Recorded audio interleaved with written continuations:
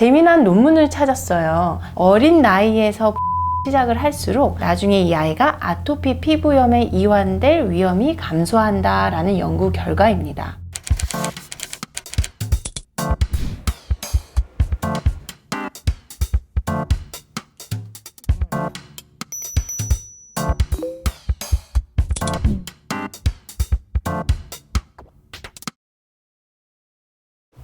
안녕하세요.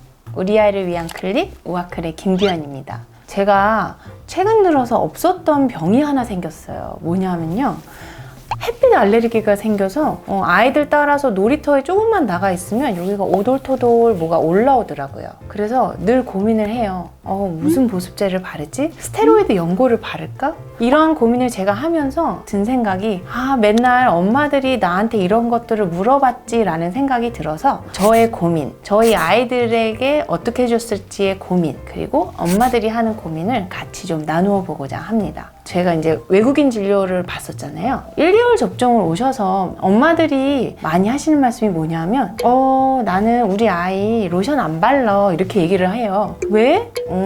그냥 뭐 안 좋을 것 같아서 이렇게 얘기를 하면서 그럼 뭐 발라? 했더니 올리브 오일을 바른다고 얘기를 하더라고요. 그래서 좀 놀랐던 적이 있는데요. 재미난 논문을 찾았어요. 어린 나이에서 보습을 시작을 할수록 나중에 이 아이가 아토피 피부염에 이완될 위험이 감소한다라는 연구 결과입니다. 저 같은 경우에는 아이들이 이제 집에 와서부터 계속 로션을 발라줬던 것 같아요.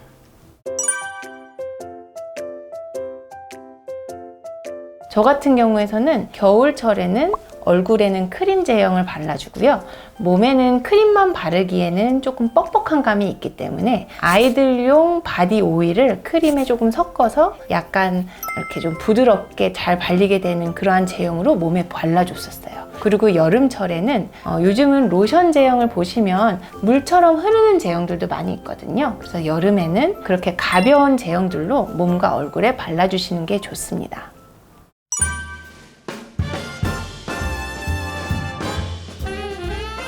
저도 비판텐 연고를 엄청 좋아하거든요. 이전에는 SNS에서 굉장한 인플루언서가 비판텐 연고를 얼굴팩처럼 바르고 잔다라고까지도 했었거든요.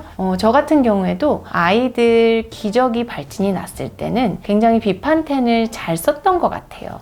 그만큼 비판텐이 굉장히 여러 가지 조금 염증을 가라앉혀주는 그런 작용이 있는 거는 맞는데요. 예를 들면 정말 진물이 생길 정도로 심한 엉덩이 발진이라든지 이렇게 접히는 부분에 생기는 아토피 같은 병변들, 그리고 심하게 너무 빨개지고 너무 많이 긁는 그러한 피부 병변 같은 경우에서는 비판텐으로는 택도 없습니다. 이런 경우에서는 스테로이드가 들어간 제품들을 사용을 하게 되죠. 보통은 리도맥스라고 그래서 스테로이드가 상대적으로 조금 약한 연고들을 많이 처방을 받으셨을 거예요. 그래서 정말로 아이가 병변이 너무너무 심하다 한 경우에서는 스테로이드를 발라주시는데요. 스테로이드 연고를 바르실 때 굉장히 중요한 점은 얇게 펴 바르셔야 됩니다. 이거를 두껍게 바르실 경우에서는 피부를 얇게 만드는 그러한 부작용이 생길 수가 있기 때문에 얇게 발라주시고요. 가끔 가다가 이제 로션 안에 스테로이드 제제가 포함된 경우가 있습니다. 그래서 데스오엔이라는 로션이 있고요. 락티케어라는 로션이 있습니다. 개인적으로 락티케어는 조금 꾸덕꾸덕하고 제가 좋아하는 향은 아니에요. 그렇기 때문에 조금 심한 아이들 같은 경우에서는 락티케어를 주기는 하지만 데스오엔을 굉장히 물처럼 발리기 때문에 엄마들한테 말씀을 드리기로는 많이 빨개져 있는 부분들에 발라주고 좋아지면은 끊었다가 가지고 계시다가 또 심해지면 발라라 라고 말씀을 드립니다.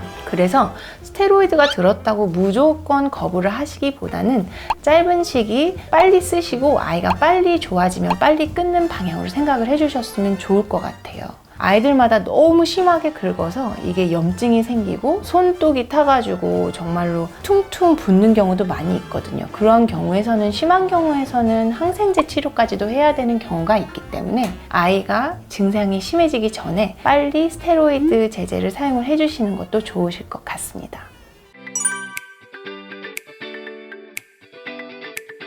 지금 제가 저희 아이들한테 쓰는 로션은요, 피지오겔 AI 크림이랑요, 그다음에 세타필, 그래서 통에 들은 크림을 쓰고 있고요, 그다음에 바이오더마에서 나오는 로션, 이렇게 짜서 쓰는 로션을 쓰고 있어요. 바이오더마는 날씨가 조금 더워진 여름철에 몸이랑 얼굴에 바르고 있고요. 세타필은 저희 둘째가 가끔 몸이 건조해지기 때문에 그런 경우에는 세타필을 발라주고, 그거보다 조금 더 심하게 건조하고 가려워하는 것 같은 느낌이 드는 경우에는 피지오겔 AI를 주고 있습니다. 피지오겔 AI를 제가 이렇게 얘기하니까 후원을 받냐라고 말씀을 하시는데요. 그런 거 전혀 없고요. 저희 두 아이가 어렸을 때 좀 피부가 예민했어서 피지오겔 AI를 썼었는데요. 피지오겔 AI는 안티 인플라메이션, 그래서 항염증 효과가 있다는 거예요. 피부 위에 보호막을 형성을 해서 피부가 건조해지는 것을 막는 역할이 있다고 하니까요. 대신에 스테로이드는 안 들어 있습니다. 그래서 스테로이드를 쓰기 전 단계라고 생각을 하시면 되시고요. 그래서 저 같은 경우에서는 아이가 좀 빨개지는 기미가 보일 경우에서는 병원에 가기 전에 피지오겔 AI를 먼저 써보고, 대부분 그러면 많이 좋아지기는 하더라고요. 그래서 저처럼 그러한 순서로 로션을 쓰시면 좋을 것 같습니다.